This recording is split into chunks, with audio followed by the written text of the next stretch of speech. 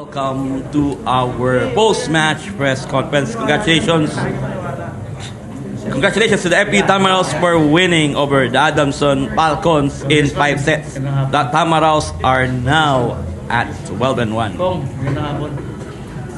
We have Coach Edison Orculio, Relic Mendoza, Miko Espartero, and Ariel Cacao.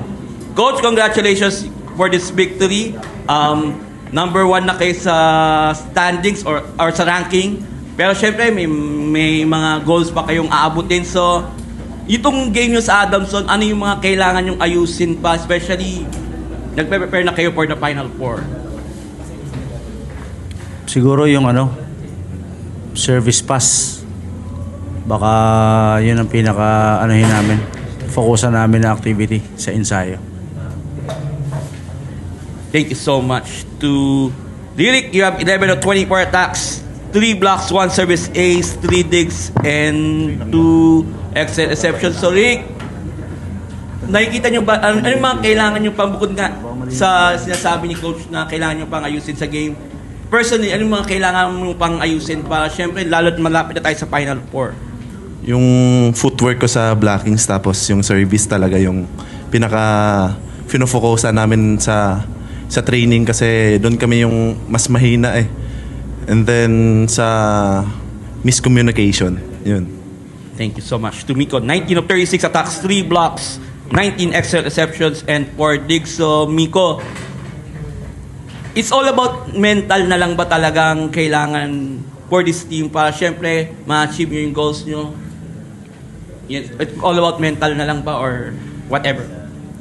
Para sa akin, oo talaga yung mental toughness talaga yung importante sa pag naglalaro. Lalo na kanina sa umabot pa ng 5th set. Sa 5th set kasi doon mo malalaman talaga, makikita kung sino talagang pinakamatibay at kung sino talaga yung pinakakalmado at yung mananalo. Ayun. Thank you so much. Last to Ariel, 33 excellent sets, 6 digs, 2 attacks. So, yun nga. Ito, crucial na tayo part ng season. So, personally, being a setter, ano yung sinasabi mo sa team para syempre maging maganda itatakbo nyo lalo't papalapit na tayo sa dulo ng season? Ako yung nire-remind ko po sa team, yung grit ng bawat isa.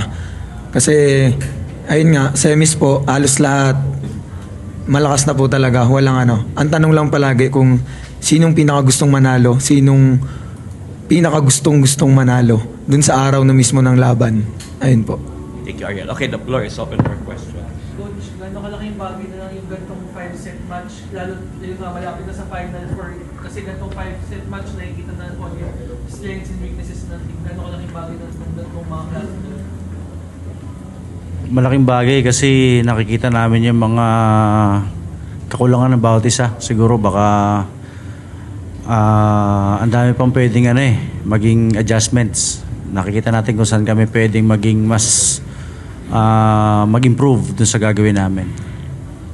To Ariel, si Miko kanina binanggit nga yung importance ng mental strength ahead of the Final Four. Pero para sa'yo as the team's leader, paano ko lang i-sure na lahat kayo nasa same mental wavelength kumbaga or strength, lalo na palapit na yung Final Four? Kasi halos araw-araw parang nagti-team talk kami. So, ako as a leader, habang nagsasalita sa kanila, nararamdaman ko talaga yung aura nila na nasa isang page kami ngayong season. Makikita mo talaga na hindi lang 2, 5 o 6 yung gustong manalo. Makikita mo na halos lahat, even yung mga nasa labas na ipapasok, alam mo talaga na gustong-gusto nilang manalo. Miko, yung mga gantong 5-set na laban, ano siguro mapupulit mong lessons sa gantong klaseng mga laban, lalo yung Final Four, halos 2 weeks from now na lang, tapos posibleng natin yung makatapat nito. Ano yung mga lessons na pupulutin mo sa gantong klase? Lagi ko kasing iniisip, napasok sa mindset ko na pag sa ganitong labanan, dapat tibay ng puso talaga at lakas ng loob yung labanan. Kaya yun lang, doon din ako nag-stick lang nung 5th set na yun na kailangan tibayan. Nabanggit mo kanina yung parang may gusto ko pang improve talaga sa sarili mo at end of the Final Four? Gaano ka lang ka-eager na yun nga, ituloy-tuloy yung pag-pursue kung baga pa kung sakasakali sa dulo ng lahat ng to, FPU ang mag-champion? Sobrang eager kasi alam naman natin na sa season 86 to 87 parang yung mga heartbreaks na nangyari sa amin. Kaya ay nangyari sa amin na parang ano nga yun? Gutom. Mas gutom or uhaw sa sa season ngayon. Coach, paano mo lang i-make sure sa players mo na yun nga, may nandun na yung buhaw, nandiyan na yung gutom, pero paano mo lang i-make sure na hindi sila madadala masyado nung ganong klaseng eagle, kung baga pa hindi masyado, yun nga, hindi matapa sa dulo?